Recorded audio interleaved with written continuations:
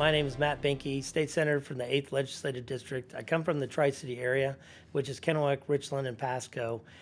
Grew up in the area. My family's third generation. My wife's 9 generations.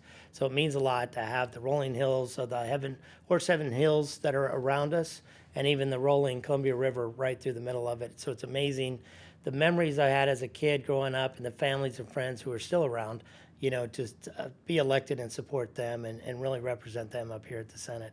Main focus really from the Tri-City areas and for me is energy. So the clean energy efforts we've been doing, whether it's advanced nuclear power, the hydrogen effort, a lot of the emerging technologies with artificial intelligence that are coming out, how we could solve a lot of the problems that we have around the world and resilience on the energy grid so we don't have brownouts, blackouts.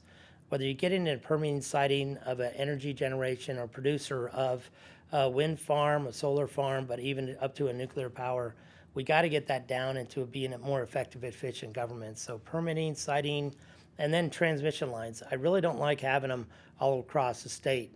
So you drive around the state and you see these lines that have been there since the 40s and 50s. So trying to limit how much lines we really need to get the transmission to where it needs to be from the source of the generation really to where it's needed for the people and residents, and keep the rates low as we can on our ratepayers across the state. So mainly the energy sector, and then higher education. I think it's really key to get kids and our next generation into the career fields that we need to be competitive on the global environment, like artificial intelligence, like the STEM, the technology that we see, whether it's computer science or even a medical field.